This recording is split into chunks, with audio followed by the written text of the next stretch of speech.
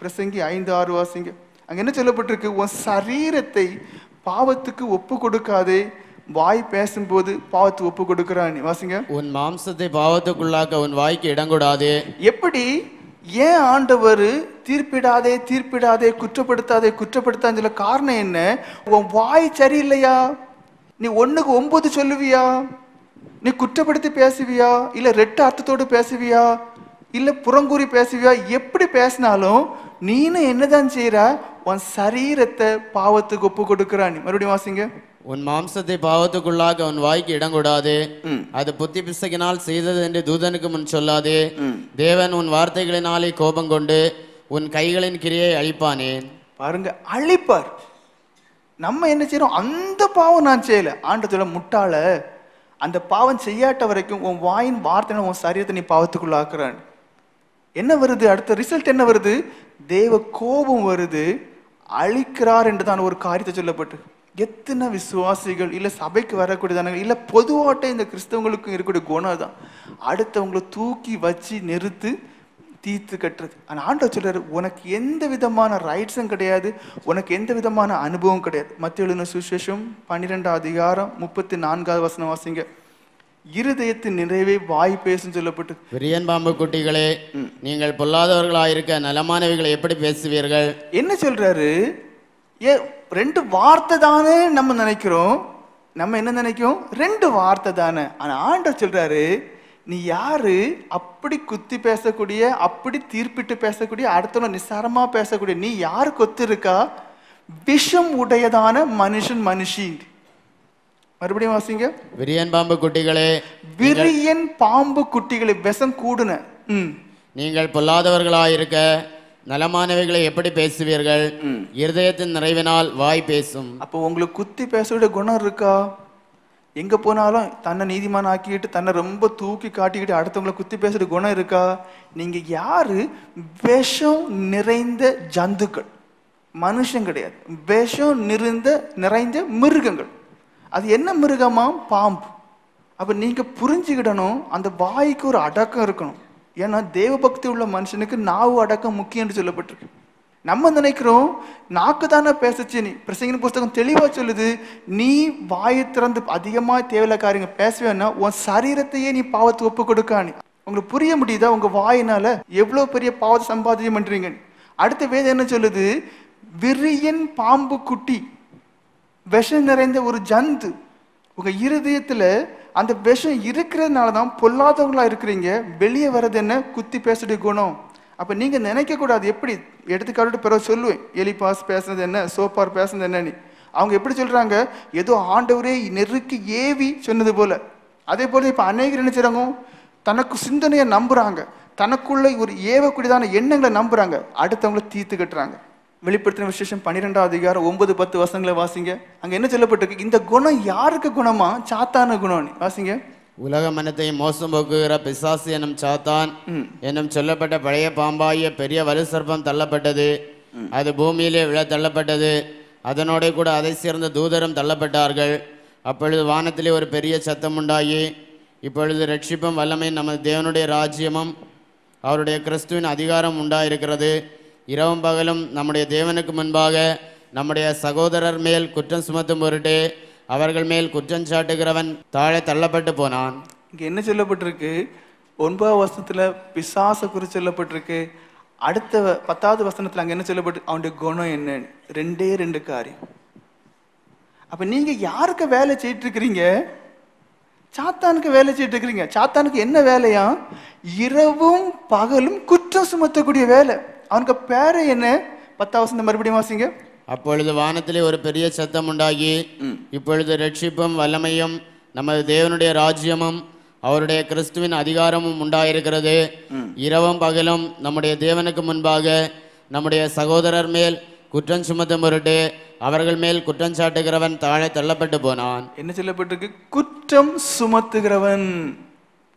அப்போ நீங்க இதுவரைக்கும் கிறிஸ்தவர்களா இருக்கிறீங்களா, சாத்தான உடலா இருக்கீங்களா? வேதமே சொல்லுது. உங்களை நீங்களே கண்டுபிடிச்சுக்கிடுங்க.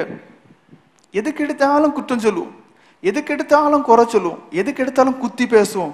புரிஞ்சுக்கிடுங்க, அது பரிசுத்த ஆவியானுடைய ஏவுதலும் கிடையாது, உங்களுடைய உதடுகள்ல இருந்து பரிசுத்த ஆவியான திருமொழிகளை பேசுறதுன்னு நினைச்சிடாங்க. அது யாருக்கு வார்த்தை? சாத்தானுக்கு வார்த்தை. தள்ளப்பட்டவன் என்று சொல்லப்பட்டிருக்கு, வலு சொற்பம் என்று சொல்லப்பட்டிருக்கு, சாத்தான் என்று சொல்லப்பட்டிருக்கு, பிசாசு என்று சொல்லப்பட்டிருக்கு. அவனுக்கு குணம் என்னவா? குற்றம் பிடிச்சு கொண்டே இருக்கிறது. அநேகருக்குள்ள கிடக்குற அந்த கேடுதான். அந்த குற்றம் பிடிக்கக்கூடிய தன்மை இனி யாருக்குள்ள இருக்கக்கூடாது? நமக்குள்ள இருக்கக்கூடாது. யோபுவின் சரித்திரம் 42 அதிகாரம் 7ஆம் வசனத்தை மறுபடியும் வாசிங்க. கர்த்தர் இந்த வார்த்தைகளை யோபோடே பேசினவன். கர்த்தர் தேமானியனான எலிபாசை நோக்கி, உன்மேலும் உன் 2 சிநேகிதர் மேலும் எனக்கு கோபம் ஒழுகிறது. என் தாசனாய யோபு பேசினது போல் நீங்கள் என்னை குறித்து நிதானமாய் பேசவில்லை. இங்க என்ன சொல்லப்பட்டிருக்கு? ஆண்டவர் எலிபாசை பார்த்து சொல்றார், கண்டிப்பா கூட யாரா இருந்திருப்பாங்க, மற்ற 2 நண்பர்களும் இருப்பாங்க. என்ன சொல்றார்? நீங்கள் நிதானமாய் பேசவில்லை என்று. அப்போ என்ன தப்பு பண்ணிருப்பாங்க? நிதானமாய் பேசல. இதுல இனி ஒரு மனுஷனை குறித்து சொல்லப்பட்டிருக்கு, ஆனா அங்க இல்ல. எலிகு என்கிறதான இனி ஒரு மனுஷன் உண்டு. அப்ப ஆண்டவர் அந்த மனுஷனை மறந்துட்டாரா? ஏன் எலிகு மட்டும் சரியா பேசினாரா? காரணம் என்ன தெரியுமா? இந்த சோப்பார், பில்தாத், எலிபாஸ் இவங்களுக்கும் எலிகுவுக்கும் என்ன வித்தியாசம்? எலிகுவும் யோபுவை கண்டிச்சு பேசியிருக்கார், வசனங்கள் இருக்கு. ஆனா எலிகுக்கும் இவங்களுக்கு வித்தியாசம் என்ன? எலிகு என்ன செய்யல? உன் பாவத்தினாலதான் இது வந்துச்சுன்னு சொல்லல. ஆனா இந்த 3 பேரும் என்ன செய்யறாங்க?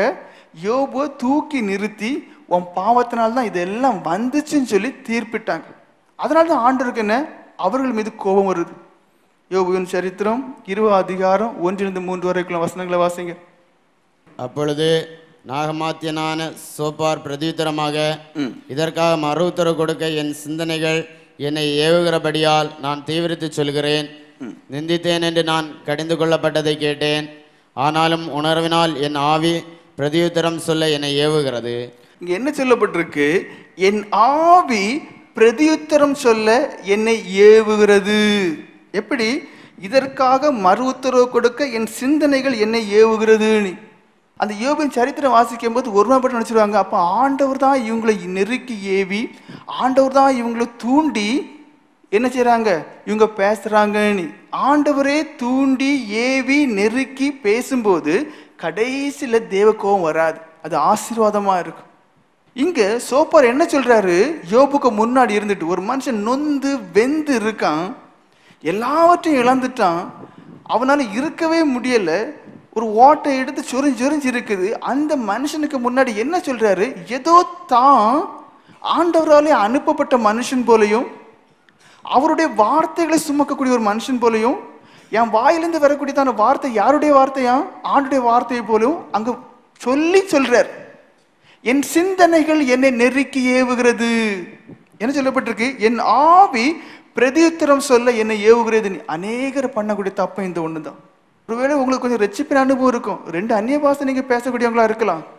இதை வச்சுட்டு உங்களுக்குள்ள ஒரு ஆளை பார்க்கும்போது, ஒரு வியாதியில் படுக்கப்பட்ட ஒரு மனுஷனா இருக்கலாம், இல்ல எதர்ச்சியா பார்க்கக்கூடிய ஒரு மனுஷனா இருக்கலாம், இல்ல ரொம்ப ஒரு சோதனைக்குட்பட்ட ஒரு வீடா இருக்கலாம்.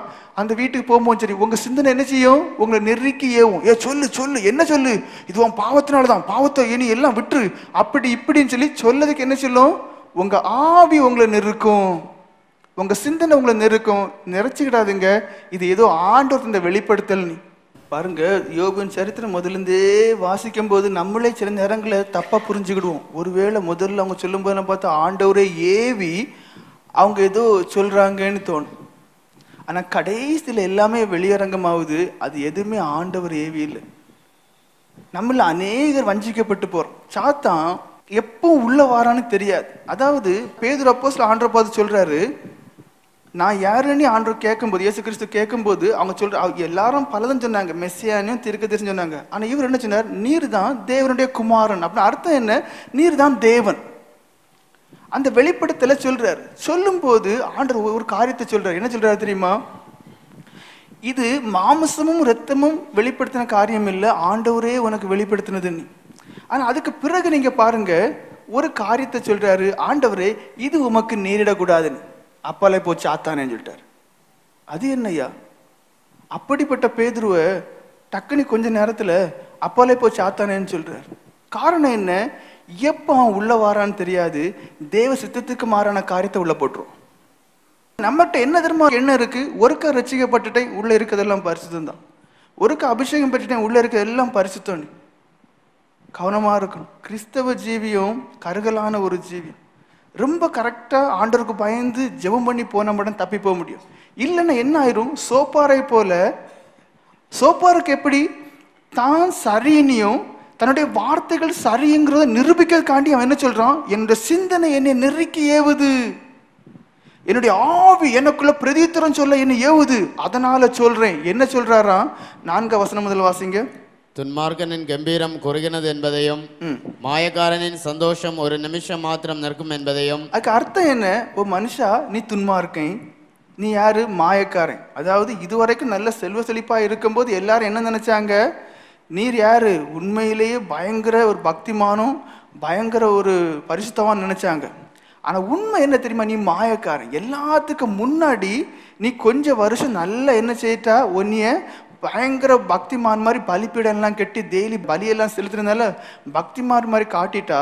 ஆனா உன் சம்பவங்களை பார்க்கும்போது, உனக்கு நேரிட்ட துன்பங்களை பார்க்கும்போது, உன் குடும்பத்தில் நடந்ததான காரியங்களை பார்க்கும்போது நீ யாரு? மாயக்காரன். மாயம் காட்டியிருக்கா, நீ துன்மார்க்கன். அவர் மனுஷனை பூமியில் வைத்த ஆதிகாலம் முதல் இப்படி இருக்கிறது என்பதையும் நீர் அறியீரோ?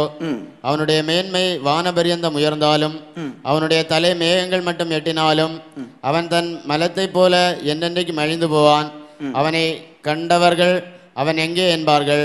பாருங்க, ரொம்ப மோசமான வார்த்தைகளை சொல்லி குற்றப்படுத்துறார். அது இங்கே இருக்கு, சொல்ல விருப்பப்படலை. அதாவது நீ துன்மார்க்கன், நீ மாயக்காரன். துன்மார்க்கன் எப்படி நல்ல வானபரியம் வளருவான், டக்கு நீ கீழே விழுவான், அவன் காரியம் முடிஞ்சு போகும். அதே போலதான் அவன் வாழ்க்கையில திடீர்னு ஒரு 2 நாளத்தோட எல்லா சம்பவம் முடிஞ்சு போச்சு. நீ சாதாரண மனுஷங்கிட்ட நீ துன்மார்க்கன். ஏன்? துன்மார்க்கனுக்கு தான் இப்படி எல்லாம் சம்பவங்கள் நடக்கும். உன் வாழ்க்கையை பார்க்கும் போதும் எப்படிதான் இருக்கு, அப்படிதான் இருக்கு. அதுல எந்த மாற்று கருத்துமே இல்லை. 11, 12 வசனங்களை வாசிங்க. அவன் எலும்புகள் அவனுடைய வால வயதின் பாவங்களினால் நிறைந்திருந்து அவனோட கூட மண்ணிலே படுத்துக்கொள்ளும். பொல்லாப்பு அவன் வாயிலே இனிமையா இருப்பதால் அவன் அதை தன் நாவின் கீழ் அடக்கி. என்ன சொல்ல வராரு? உன் வாலிப பிராயத்துல உண்ட பாவம் இருந்திருக்கு. என்ன இருந்திருக்கு? உன் வாலிப பிராயத்துல யோபுவை உண்ட பாவம் இருந்திருக்கு. நீ ஒன்றும் பரிசுத்தவான் கிடையாது. உன் நாக்குல என்ன இருக்கு? பொல்லாப்பு இருந்திருக்கு. நீ ஒன்னு நீதிமான் சொல்லிட்டு இருக்கிறேன், ஒன்றும் கிடையாது. உன் நாக்குல என்ன இருக்கு? பொல்லாப்பு இருக்கு. 15 வசனம் வாசிங்க. அவன் விழுங்கின ஆஸ்தியை கக்குவான், தேவன் அதை அவன் வயிற்றிலிருந்து வெளியே தள்ளி விடுவார். என்ன சொல்லப்பட்டிருக்கு? இப்ப பார்க்கும்போது எல்லாமே இழந்துட்டார். ஆஸ்தி இருந்துச்சு. எப்படிப்பட்ட ஆஸ்தி? திரளான ஒட்டகங்கள், திரளான மாடுகள், திரளான ஆடுகள், அப்படி இப்படின்னு சொல்லி இஷ்டம் போல இருந்துச்சு. இப்ப அது என்ன விதத்துல சோப்பார் கொண்டு வராரு? அதெல்லாம் நீ கஷ்டப்பட்டு சம்பாத்தியம் பண்ணது கிடையாது, விழுங்குனது, அபகரிச்சது, கொள்ளையடிச்சது, அடுத்தவன்ட்டு இருந்து பறிச்சது. அதனாலதான் உனக்கு இதெல்லாம் நேரிட்டு இருக்கு. 28, 29 வசனங்கள் வாசிங்க. அவன் வீட்டின் சம்பத்து போய்விடும். எப்படி உனக்கு செல்வம் போச்சோ? செல்வம்னா முதல் செல்வம் குழந்தைகள் தான் செல்வம். என்னதான் இருந்தோ இல்லையோ, குழந்தைகள்ங்கிறது ஒரு பெரிய பாக்கியம். அப்போ இங்க என்ன? குழந்தைகள்ங்கிறதான ஒரு செல்வம் போகுது, இருந்த மற்ற எல்லா ஆஸ்திகளும் அப்படியே போயிட்டு. சொல்றாரு, நீ துன்மார்க்கு. அவன் வீட்டின் சம்பத்து போய்விடும், அவருடைய கோபத்தின் நாளிலே அவைகள் கரைந்து போகும். இதுவே தேவனால் துன்மார்க்கனுக்கு கிடைக்கும் பங்கும் அவன் செய்யக்கு தேவனால் அவனுக்கு வரும் சுதந்திரமாம் என்றான். என்ன சொல்றாரு? உன் செயல் எப்படிப்பட்டவனுடைய செயலா இருந்திருக்கு? துன்மார்க்கனுடைய செயலா இருந்திருக்கு. என் தேவன் நீதிபரர். இங்க தேவனையும் உள்ள சேர்த்து போட்டாச்சு. நம்ம அநேக ரொம்ப பக்திமான் போல பேசுவோம், ரொம்ப பக்தி மாட்டி போல பேசுவோம். நினைப்பு எப்படி தெரியுமா? ஆண்டவருக்கு ஏதோ நீங்க என்ன செய்ய, ஆண்டவருக்கு ஏதோ உதவி பண்றது போலையும், ஆண்டவர் ஏதோ நீதிமன்றம் ஆக்குறது போல நீங்க பேசுறீங்க. இங்கேயும் சூப்பரா தான் பேசுது. ஆனா ஆண்டவர் சொல்றாரு, நீ யோபுவை போல என்னை குறித்து நிதானித்து பேசல. தெளிவா புரிஞ்சுக்கிடுங்க. இனி உங்க வாய் எனக்கு மனசு சொல்லுச்சு, என் சிந்தனை சொல்லுச்சு, அதனால சொன்னேன்னு சொல்லவே கூடாது. என்ன சொல்லப்பட்டிருக்கு? துன்மார்க்கனுக்கு நடக்கக்கூடிய எல்லாம் உமக்கு நடந்திருக்கு, நீர் துன்மார்க்கன். ஆண்டவர் துன்மார்க்கன் அவனுடைய செயலுக்கு தக்கதான் செய்வாரு, உனக்கு அதான் நடந்திருக்கு. யோபின் சரித்திரம் 11 அதிகாரம் 6வது வசனமும் 11 வசனம் வாசிங்க. உமக்கு ஞானத்தின் ரகசியங்களை வெளிப்படுத்தினால் நலமா இருக்கும். எப்படி? இப்ப எல்லாருக்கும் என்ன தெரியுமா? ஒருத்தனை குத்தி பேசும்போது அவனுக்கு வலி எப்படி இருக்கும், அவன் அதை எப்படி புரிஞ்சுக்கிடுவாங்கிறதான உணர்வே கிடையாது. அங்க போய் இருந்துதான் சுகம் இல்லாதவங்களும் சரி, இல்லை வீட்டில் பயங்கர சோதனை, கஷ்டம், நெருக்கம், தரித்திரம், அடிக்க மேலே அடி உள்ளதான் அந்த வீடுகளுக்கு போய் தான் அங்கே பண்ணக்கூடிய நியாயங்களை பார்த்தா, இப்போ இங்கே என்ன சொல்றாரு, இவர் ரகசியத்தை சொல்றாராம். யாருக்கு முன்னாடி ரகசியம் சொல்றாரு? கேட்கவே முடியாது, ஒழுங்கா சாப்பிட முடியாது, ஒழுங்கா தண்ணி குடிக்க முடியாது, மனம் உடஞ்சி புண்ணாவே இருக்கக்கூடிய ஒரு மனுஷனுக்கு முன்னாடி இங்க என்ன சொல்றாரு வாசிங்க. உமக்கு ஞானத்தின் ரகசியங்களை வெளிப்படுத்தினால் நலமா இருக்கும். பாத்தீங்களா, அடுத்தவனுக்கு வேதனை புரிய தெரியல, உமக்கு நான் ரகசியத்தை சொல்றேன். உள்ளபடி பார்த்தா அது ரெட்டிப்புள்ளதா இருக்கிறது. அதாவது அர்த்தம் என்ன? உள்ளதை சொன்ன போனா நீ அனுபவிக்கிற கஷ்டம் இதெல்லாம் குறைவாகும், 2 மடங்காக நீங்க அனுபவிக்கணும். பயங்கர வெளிப்படுத்த மனுஷன் போல ஆண்டவரே இவர்கிட்ட சொல்லி நீ போய் அந்த வீட்டில் அவன் கஷ்டப்பட்டு போய் சொல்லிட்டுவான்னு சொன்ன போல என்ன சொல்றாரு? உள்ளபடி பார்த்தா நீ அனுபவிக்கூடியதான கஷ்டம் எல்லாம் குறைவாகும், 2 மடங்காக நீங்க பெறணும். ஆகையால் உம்முடைய அக்கிரமத்திற்கு ஏற்றபடி தேவன் உம்மை தண்டிக்கவில்லை என்று அறிந்து கொள்ளும். இதெல்லாம் எவ்வளவு பெரிய ரகசியம். அந்த மனுஷனை நொந்து இருக்காரு, அந்த மனுஷன் சொல்லுது என்ன? ஓய், நீர் படவுடைய பாடு குறைவாங்கும், 2 மடங்காக பெறணும், நீ படவுடைய பாடுகள் எல்லாம் கொஞ்சம் குறவுதான். 11ஆம் வசனம் வாசிங்க. மனுஷருடைய மாயத்தை அவர் அறிவார், அக்கிரமத்தை அவர் கண்டும் அதை கவனியாதிருப்பாரோ. மறுபடியும் குற்றப்படுத்துறார். 20வது அதிகாரத்திலையும் பார்த்தோம், இங்கேயும் மறுபடியும் என்ன சொல்றாரு? நீ துன்மார்க்கு, நீ மாயக்காரன், உங்கள்கிட்ட இருக்கிறது எல்லாமே வேஷம் தான். 20வது வசனம் வாசிங்க. துன்மார்க்கருடைய கண்கள் பூத்து போய் அவர்கள் அடைக்கலம் அவர்களை விட்டு ஒழிந்து அவர்கள் நம்பிக்கை சாகரவன் சுவாசம் போல் அழிந்து போகும் என்றான். என்ன சொல்றாரு? நீ துன்மார்க்கம் தான், அதனாலதான் சுவாசம் போறது போல உன் வாழ்க்கையில எப்படி அது ஒரு நாள்ல எல்லாம் நடந்து முடிஞ்சிட்டு. அப்ப மற்றவங்களும் இப்ப சோப்பார் சொல்றத இன்னொரு மனுஷன் கேட்டுட்டு இருக்கும்போது அவங்களும் சொல்லுவான் ஆமா ஆமா ஆமாமா. ஏன்? ஒரே நாள்ல தான் எல்லாம் முடிஞ்சு போச்சு. அப்ப சுவாசம் போறது மேல பொத்துன்னு போயிட்டு உண்மையில நீர் யாரு தான் துன்மார்க்கு. ஒரு காரியத்தை புரிஞ்சுக்கிடுங்க, உங்களுக்கு ஒரு சம்பவத்துக்கு என்ன காரணங்கிறது தெரியலையா, வாயை மூடி சும்மா இருக்கு. எல்லாம் தெரிஞ்ச ஞானி போல ரகசியத்தை வெளிப்படுத்துகிறேன் நான் சொல்றேன்னு சொல்லிட்டு எதுவுமே பேச போவாதுங்க. அடி கிடைச்சா தப்ப முடியாது. ஏன்னா நிறைய பேர் தேவ கோபத்தோடு இருக்கிறீங்க. அதனால தான் இந்த காரியத்தை ரொம்ப நிதானமா சொல்றேன். ஏன்னா எல்லாருக்குள்ளே இருக்குது நாக்கு, எலும்பு இல்லாத ஒரு உறுப்பு. அது என்ன செய்யுது? சொலத்தி எல்லாரையும் குற்றப்படுத்தி, எல்லாரையும் வேதனைப்படுத்தி, எல்லாரையும் மனநோகப்படுத்திட்டே இருக்கு. ஆனா தெரியல உங்களுக்கு என்னன்னா ஏதோ ஆண்டவர் வெளிப்படுத்தின போல, ஆனா தெரியல உங்களுக்கு மேல தேவ கோபம் இருக்குன்னு. அப்ப சோப்பார் என்ன செய்யறான்? தப்பு பண்ணியாச்சு. அடுத்த ஒரு மனுஷன் யாரு? எலிபாஸ். 12-16 வரைக்கும். இப்போதும் ஒரு வார்த்தை என்னிடத்தில் ரகசியமாய் அறிவிக்கப்பட்டது. என்ன சொல்லப்பட்டிருக்கு?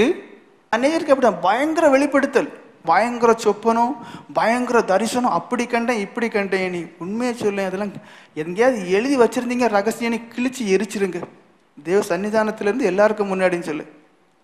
பாவம் இருக்குமா? குப்பை மாதிரி எரிச்சு போட்டுருங்க. எல்லாமே எடுத்து காட்டுடியாங்க சொல்ல. ஏன்னா நான் சொல்றது நீங்க நம்ப மாட்டீங்க. ஆனா நீங்க உங்களையே வஞ்சித்திடக்கூடாது, கடைசி முடிவு ஐயோன்னு ஆயிடக்கூடாதான் சில காரியங்களை சொல்றேன். இங்க எலிபாஸ் என்ன சொல்றாரு வாசிங்க. இப்போதும் ஒரு வார்த்தை என்னிடத்தில் ரகசியமாய் அறிவிக்கப்பட்டது. அப்படின்னு அர்த்தம் என்ன? ஏதோ ஆண்டவரே எலிபாஸ நீ தான் எனக்கு இப்போ உலகத்துல இருக்கக்கூடிய தீர்க்கதரிசி, நீ என்ன செய், நான் சொல்லக்கூடிய தீர்க்கதரிசி அங்க போய் சொல்லு, அந்த மாதிரி வருது. ஒரு வார்த்தை ரகசியமா எனக்கு அறிவிக்கப்பட்டது, அதனுடைய மெல்லிய ஓசை என் செவியில் விழுந்தது. எத்தனை பேர் விழுந்து கிடக்குறோம் தெரியுமா? சொல்ல புரியுதா? அநேகர் வஞ்சிக்கப்பட்டிருக்காங்க. ஏன்னா கேட்கறது மெல்லிய ஓசை. சாத்தானும் பேசதான் செய்வான். அவன் எங்க இருக்கான்? உங்களுக்குள்ள இருக்கான். அவனுக்கு என்ன மைக்கா தேவை? உங்க காதுல கேட்கறதுக்கு தேவையில்லையே. உள்ளெல்லாம் இருக்கான். உள்ள இருக்கவனுக்கு மைக்கு தேவையா? வெளியில இருக்கவனுக்கு தான் மைக்கு தேவை. உள்ள இருக்கவனுக்கு மைக்கு தேவையில்லை. ஏன்னா மைக்கு தேவைன்னா ஆம்பிளிஃபையர் தேவை இருக்கு, ஆப்ரேட் பண்ணலாம் தேவை. உள்ள அவனே இருக்கான், அவனே எல்லாம் ஆப்ரேட் பண்ணிடுவான். மெல்லிய சத்தை எங்கே? உள்ளந்தான் கேட்கும். வாசிங்க. மனுஷர் மேல் அயர்ந்த நித்திரை இறங்குகையில் ரா தரிசனங்களில் பலவித தோற்றங்கள் உண்டாகும் போது திகிலும் நடுக்கமும் என்னை பிடித்தது, என் எலும்புகள் எல்லாம் நடுங்கினது. அப்படின்னு அர்த்தம் என்ன? எரேமியா தீர்க்கதரிசி சொல்லுவாரு, ஆண்டவருடைய வார்த்தையே நான் சொல்லாம இருக்கும்போது எனக்குள்ள அக்னி மூண்டது. அப்படின்னு என்ன சொல்லாம இருக்க முடியல, சொல்லிதான் ஆகணும். அது விளைவுகள் எனக்கு மரணமா இருந்தாலும் கவலை இல்லைன்னு. அது தேவனுடைய தீர்க்கதரிசி. இப்ப இவங்க எல்லாரும் எப்படி தன்னையும் ஒரு தீர்க்கதரிசி போல எனக்குள்ள நெருக்கி ஏவுகிறது, எப்படி என்னால அடக்கி கொள்ள முடியல. அப்பொழுது ஒரு ஆவி என் முகத்துக்கு முன்பாக கடந்தது.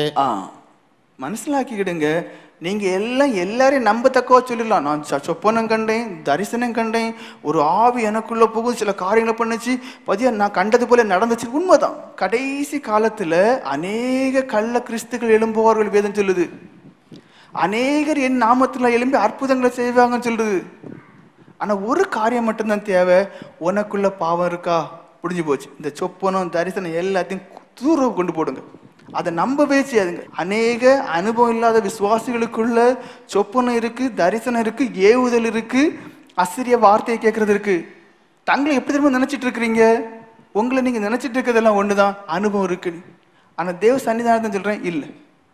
பாவம் இருக்குமே ஆனா நீங்க சாத்தானை உடையவருங்க. ஏன்னா வேதம் அதுல ஒரு எழுத்தோ ஒரு உறுப்போ ஒரு காலம் மாற போறது கிடையாது.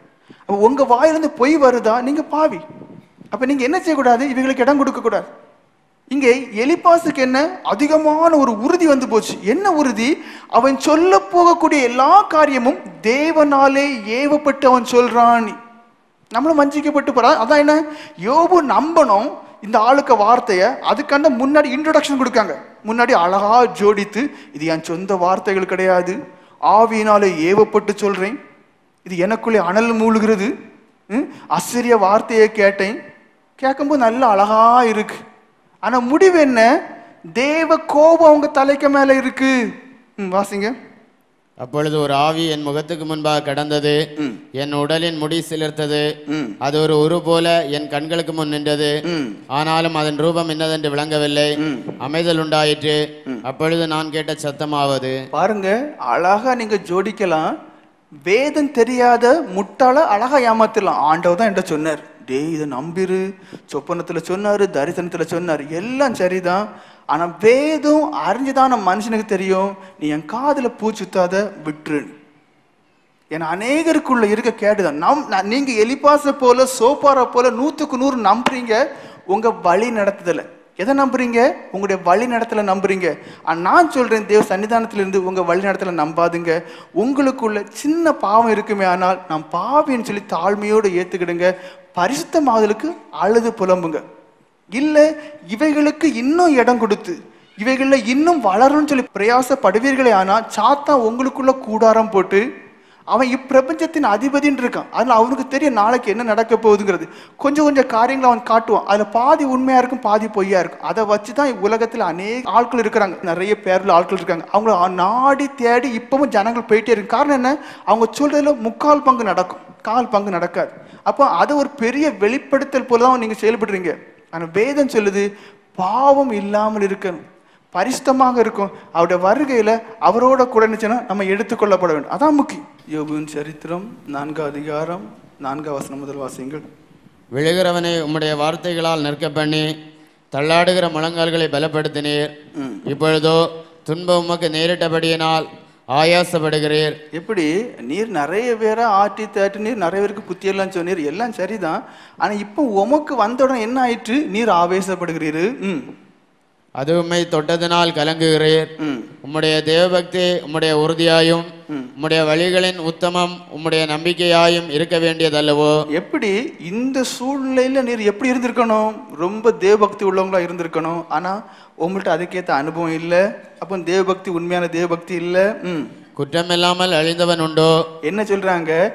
இப்போ உமக்கு அழிவும் நாசமும் சங்காரமா இருக்க முடிய வாழ்க்கையில, அப்போ நீ கண்டிப்பா யாராவது இருக்க முடியும்? குற்றம் உள்ளவனா இருப்பீர். நம்ம அநேகர் எப்படி தீர்ப்பிடுறோம்? அடுத்தவனுக்கு அப்படி சம்பவிச்சு அதனால இப்படி சம்பவிச்சு அவனும் அதே தப்பு பண்ணவனா தான் இருக்கணும். இங்க எப்படி நியாயத்தை கொண்டு வராரு எலிப்பாசு? குற்றம் இல்லாம ஒருத்தனுக்கு ஒண்ணும் வர்றதில்லை. அப்ப நீர் கண்டிப்பா குற்றவாளி தான். குற்றம் இல்லாமல் அழிந்தவன் உண்டோ? சன்மார்க்கர் அதம் பண்ணப்பட்டது எப்போ? இதை நினைத்து பாரும்.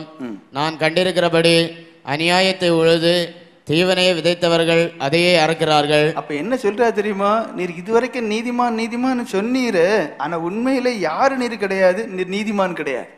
நீ யாரு? மாயக்காரன், அநீதி உள்ளதான ஒரு மனுஷன். அதாவது நான் கண்டிருக்கிறபடி அநியாயத்தை உழுது தீவினை விதைத்தவர்கள் அதையே அறுக்கிறார்கள். அப்போ நிச்சயமா உமக்கு இவ்வளவு சம்பவம் நடந்ததுனால நீர் யாருதான்?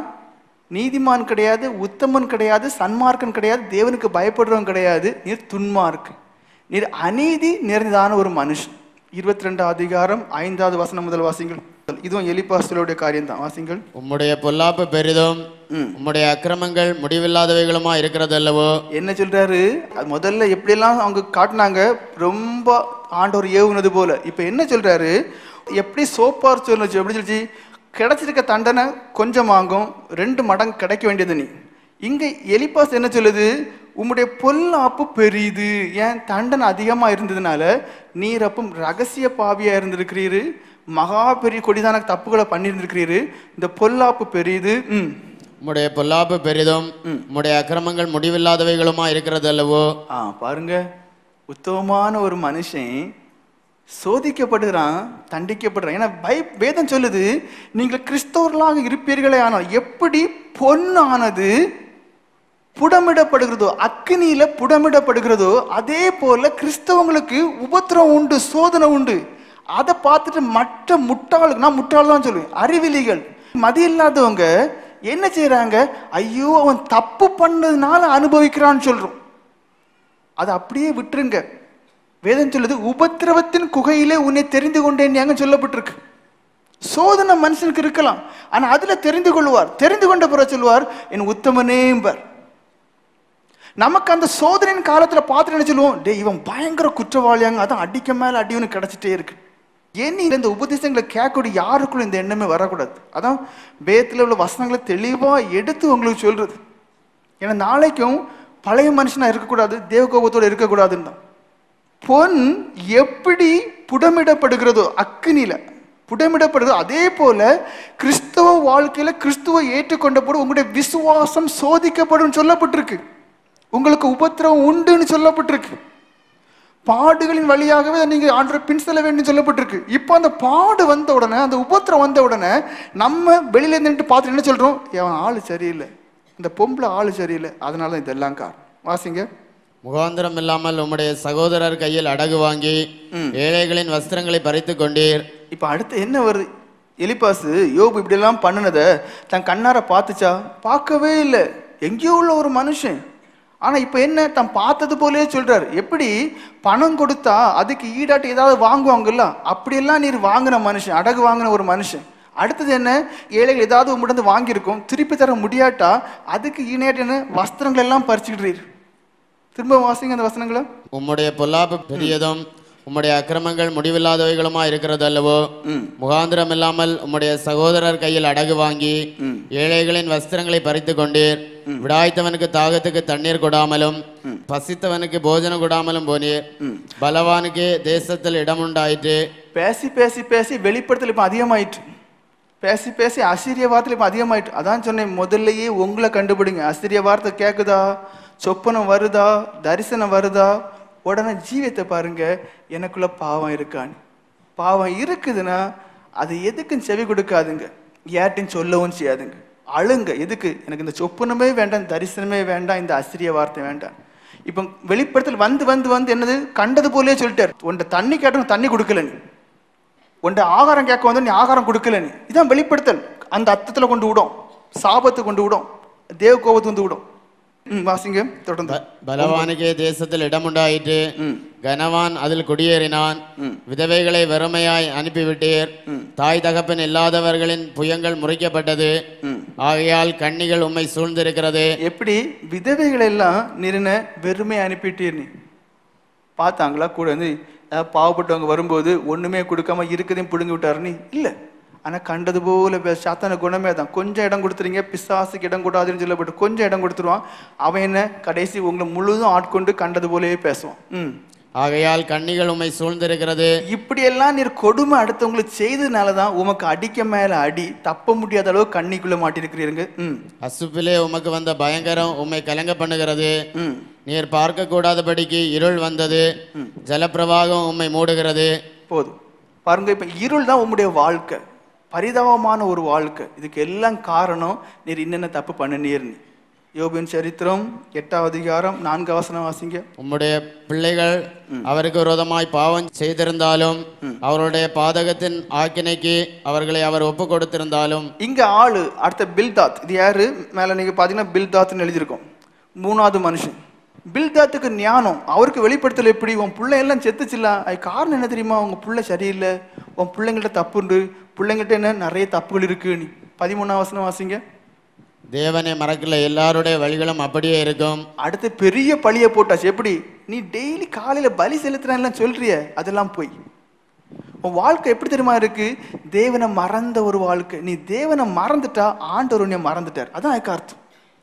நீ என்ன செய்துட்டா, தேவனை மறந்துட்டா ஆண்டவர் உன்னை மறந்துட்டார். தேவனை மறக்கிற எல்லாருடைய வழிகளும் அப்படியே இருக்கும், மாயக்காரரின் நம்பிக்கை அழிந்து போதும்.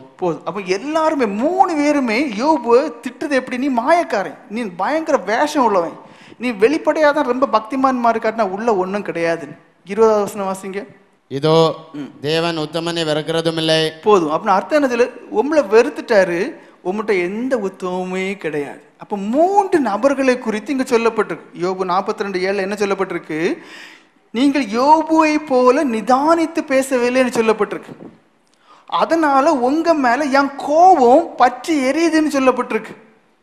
என்ன தப்புனாங்க, நலம் விசாரிக்க போனாங்க, பயங்கர வெளிப்படுத்தல் உண்டாச்சு, வெளிப்படுத்தல் எல்லாம் கொட்டி தீத்தாங்க.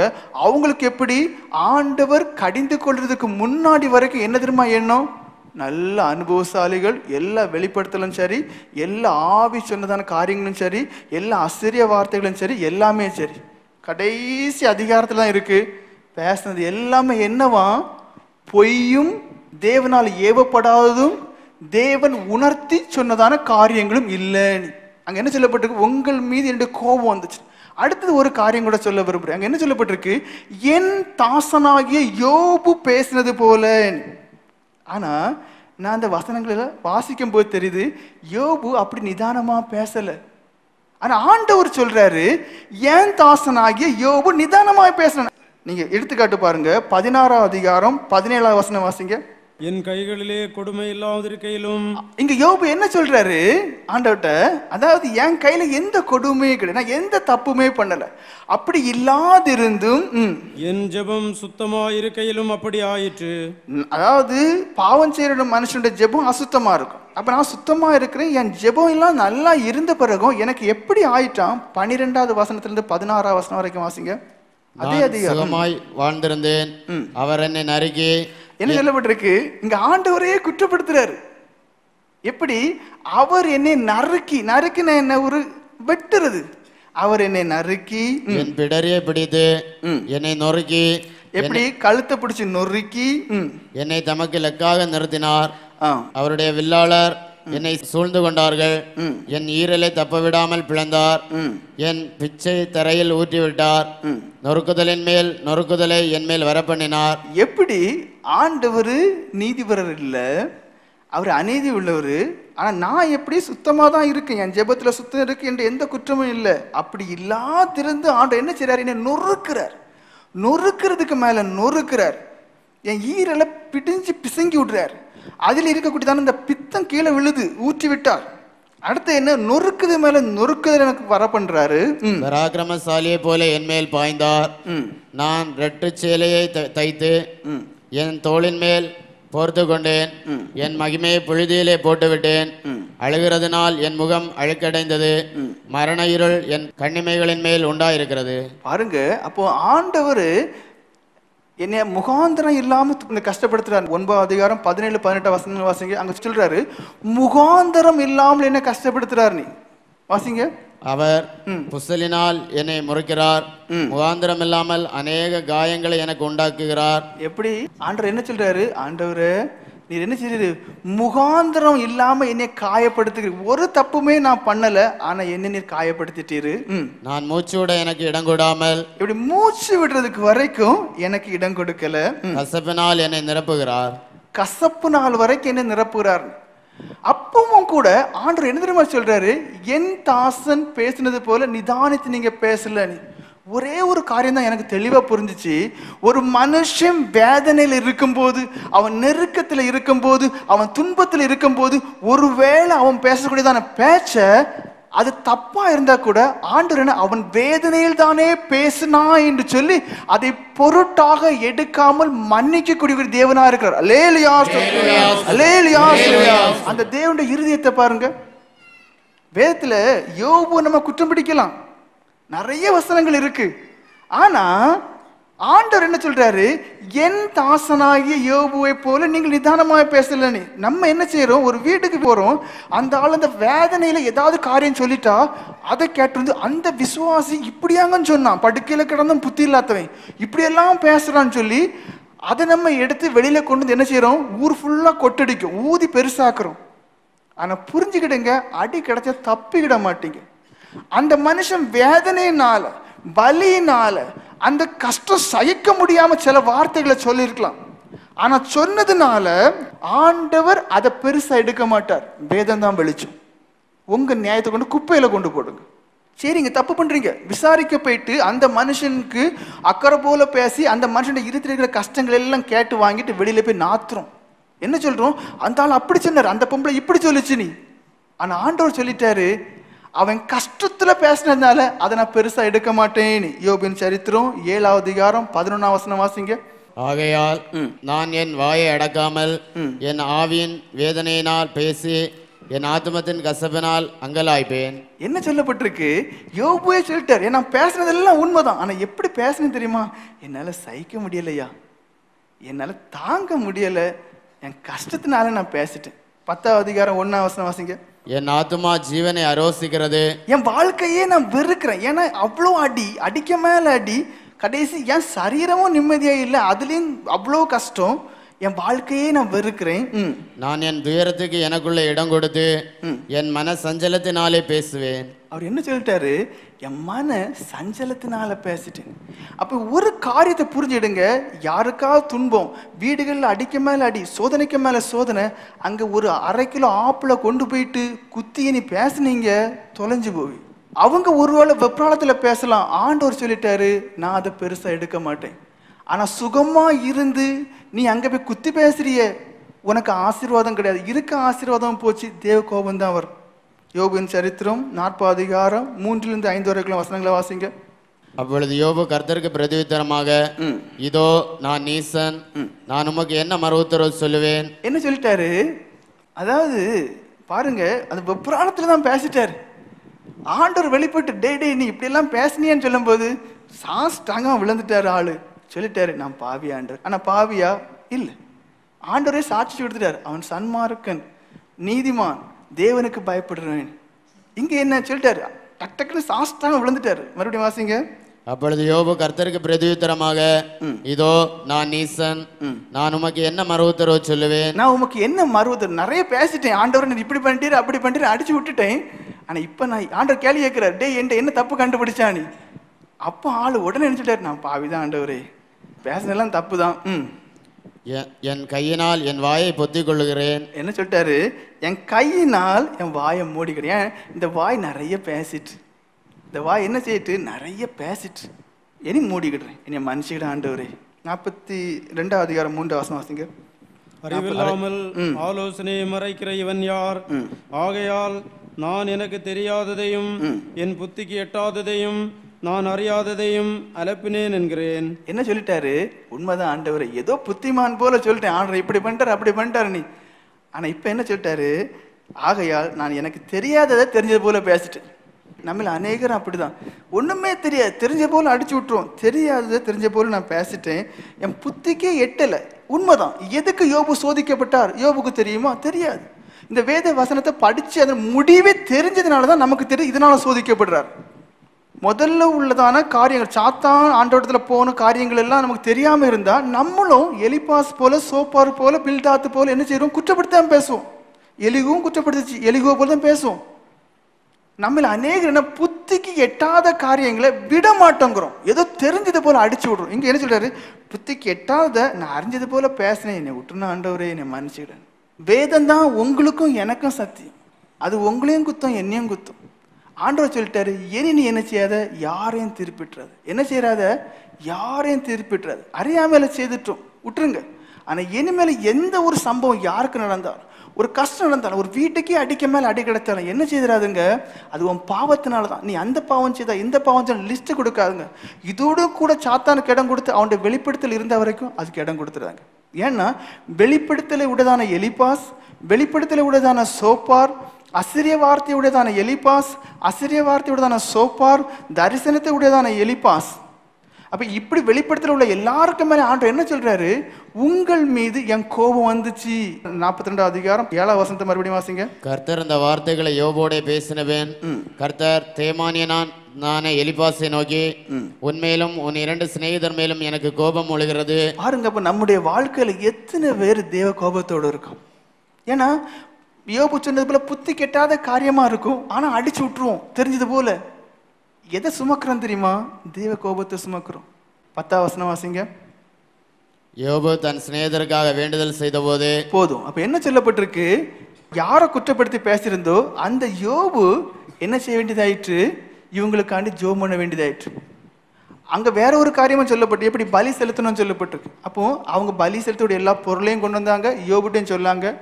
அந்த தேவ கோபம் அப்படியே மாறி போச்சு. நம்ம செய்ய வேண்டியது ஒவ்வொருத்தரும் அழுது புலம்பி ஜெபம். கண்டிப்பா வார்த்தையினால குற்றப்படுத்தாம இருந்தா கூட ஒரு காரியத்தினால பண்ணியிருப்போம், நமக்குள்ளேயே நம்ம என்ன செய்யிருப்போம்? அடுத்தவங்களை தீர்ப்பிட்டிருப்போம். இன்னையிலிருந்து சாகிற வரைக்கும் என்ன செய்யக்கூடாது? அடுத்த மனுஷனை தீர்ப்பிடக்கூடாது. ஏன்னா உங்களை ஆண்டவர் எதுக்கு வைக்கல? அடுத்த மனுஷனை குற்றப்படுத்த வைக்கல. கேட்ட சுவிசேஷ விசுவாசிகள் அனுபவத்துக்காக ஜெபம் பண்ணுங்க. குற்றம் பிடிக்கக்கூடியதான, குற்றம் சொல்லக்கூடியதான, புறம் கூறக்கூடியதான, அடுத்தவங்களை தூக்கி நிறுத்தக்கூடியதான அந்த சிந்தனை, அந்த பார்வை, அந்த பேச்சு பிதா குமாரன் பரிசுத்த நாமத்தில் நம்மளை விட்டு போகணும். புது மனுஷனாக நாக்கை கட்டுப்படுத்தக்கூடியதான தேவ பக்தி உள்ள மனுஷனாக இருக்கணும். காலம் கடைசி, அனுபவத்தை கண்டுபிடிங்க. அவருடைய வருகை இருக்கும்போது அவருடைய எடுத்துக்கொள்ளப்படணும்.